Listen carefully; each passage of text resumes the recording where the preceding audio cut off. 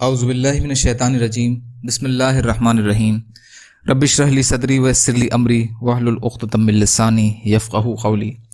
منتخب احادیث اکرام مسلم حسن اخلاق۔ حضرت مالک رحمۃ اللہ علیہ فرماتے ہیں کہ مجھے یہ حدیث پہنچی ہے کہ آپ صلی اللہ علیہ وسلم نے ارشاد فرمایا، میں اچھے اخلاق کو مکمل کرنے کے لیے بھیجا گیا ہوں۔ موطا امام مالک۔ حضرت جابر رضی اللہ تعالی عنہ سے روایت ہے کہ رسول اللہ صلی اللہ علیہ وسلم نے یہ ارشاد فرمایا، تم سب میں مجھے زیادہ محبوب اور قیامت کے دن میرے سب سے قریب وہ لوگ ہوں گے جن کے اخلاق زیادہ اچھے ہوں گے۔ ترمذی۔ حضرت نواس بن سمعان انصاری رضی اللہ تعالی عنہ فرماتے ہیں کہ میں نے رسول اللہ صلی اللہ علیہ وسلم سے نیکی اور گناہ کے بارے میں پوچھا۔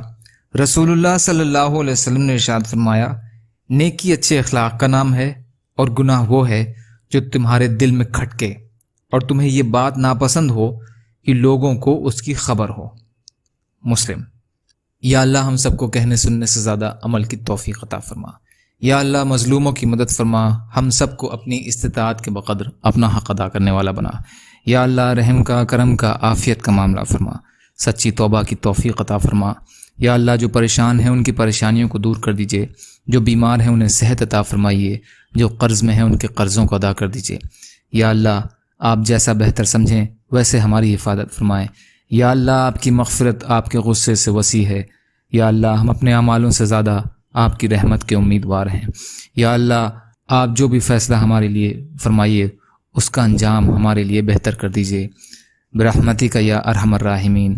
لا الہ الا اللہ محمد رسول اللہ۔ السلام علیکم۔